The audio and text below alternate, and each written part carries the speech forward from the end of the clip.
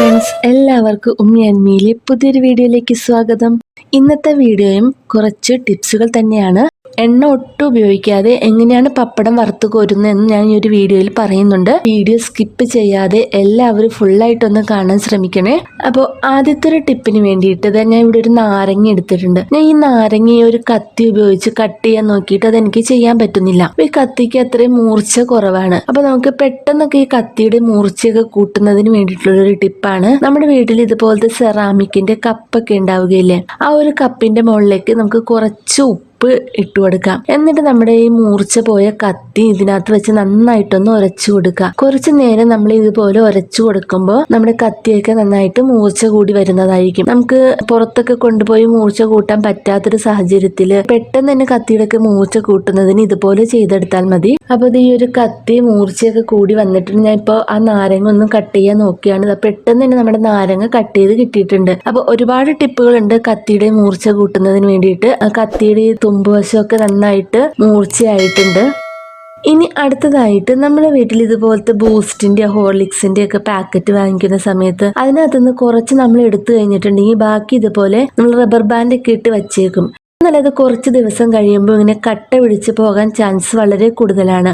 അപ്പോൾ അതുപോലെ ഇല്ലാതിരിക്കുന്നതിന് വേണ്ടിയിട്ട് ഇതുപോലെ റബ്ബർ ബാൻഡ് ഇട്ടതിന് ശേഷം നമ്മുടെ വീട്ടിലെ പഞ്ചസാര ടിന്നില്ലേ, പഞ്ചസാരയിലേക്ക് നമുക്ക് ഇത് ഇട്ട് കൊടുക്കാം. അപ്പോൾ ഇങ്ങനെ ഇട്ട് വെച്ചേക്കാണെങ്കിൽ എത്ര നാൾ കഴിഞ്ഞാലും പൊട്ടിച്ച ബൂസ്റ്റ് കട്ട പിടിച്ച് പോവുകയില്ല.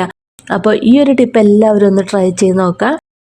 ഇനി അടുത്തതായിട്ട് നമ്മൾ പപ്പടമൊക്കെ വാങ്ങിക്കുന്ന സമയത്ത് നമ്മൾ ഒരു ദിവസം പൊരിച്ചതിന് ശേഷം നമുക്ക് ബാക്കിയുള്ള പപ്പടം എങ്ങനെ സൂക്ഷിച്ചു വെക്കാം എന്നുള്ളതാണ് മിക്കവാറും എല്ലാവർക്കും അറിയാവുന്നതായിരിക്കും. അപ്പോൾ ഈ ഒരു പപ്പടം പൊരിച്ചു കഴിഞ്ഞിട്ട് ബാക്കിയുള്ളതാണ് നല്ല എയർ ടൈറ്റ് ആയിട്ടുള്ള ഒരു ടിന്നാണ്. ആ ഒരു ടിന്നിലേക്ക് ഇട്ടിട്ട് നമുക്ക് അടച്ച് നമ്മൾ ഫ്രിഡ്ജിൽ സൂക്ഷിച്ചു വെക്കാം. നമുക്ക് വേണമെന്നുണ്ടെങ്കിൽ ഇതിനകത്ത് കുറച്ച് ഉലുവയും കൂടി ചേർത്ത് വെക്കാം. അപ്പൊ എത്ര ദിവസം കഴിഞ്ഞാലും ഈ പപ്പടം ചീത്തയാവുകയില്ല. നമുക്ക് ആവശ്യമുള്ളപ്പോൾ എടുത്ത് യൂസ് ചെയ്യാവുന്നതാണ്.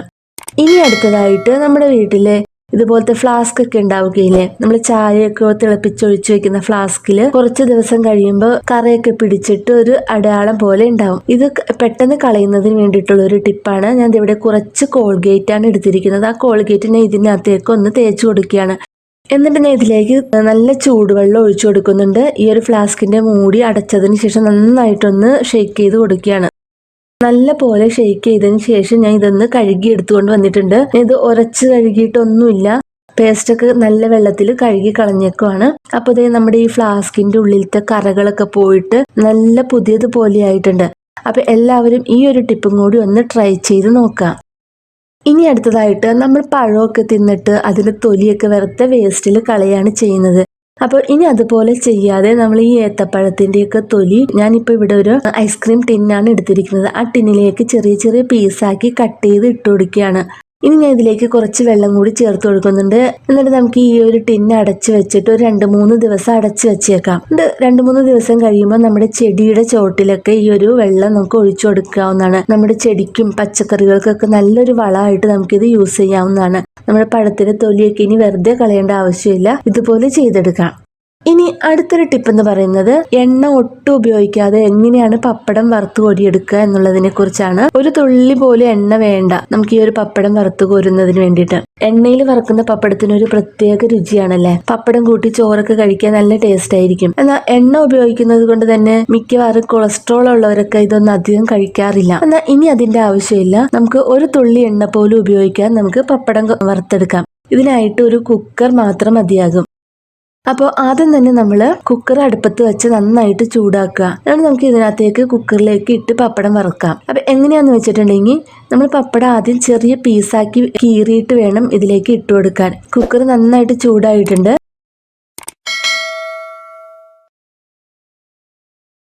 എന്നിട്ട് നമുക്ക് ഇനി ഒരു തവി ഉപയോഗിച്ച് നന്നായിട്ട് ഇളക്കി കൊടുക്കണം. ഒരു 2-3 മിനിറ്റ് മതി, പപ്പടം നന്നായിട്ട് വറുത്ത് കിട്ടും.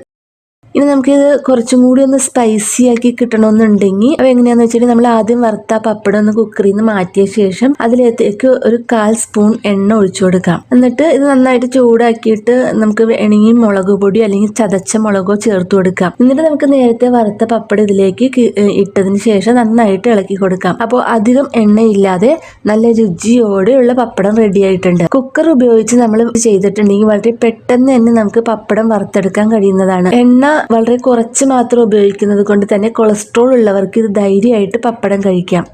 അപ്പോൾ ഇന്നത്തെ ടിപ്പുകളിൽ ഏതെങ്കിലുമൊക്കെ നിങ്ങൾക്ക് യൂസ്ഫുൾ ആയി എന്ന് വിചാരിക്കുന്നു. യൂസ്ഫുൾ ആയി എങ്കിൽ നമ്മുടെ വീഡിയോ ഒന്ന് ലൈക്ക് ചെയ്യാനും ഷെയർ ചെയ്യാനും മറക്കരുത്. പിന്നെ സബ്സ്ക്രൈബ് ചെയ്യാതെ കാണുന്നവരാണെങ്കിൽ നമ്മുടെ ചാനൽ ഒന്ന് സബ്സ്ക്രൈബ് ചെയ്ത് സപ്പോർട്ട് ചെയ്യാം. ഇനി അടുത്ത നല്ലൊരു വീഡിയോ ആയിട്ട് വരുന്നത് വരേക്കും എല്ലാവർക്കും ബൈ. Thank you.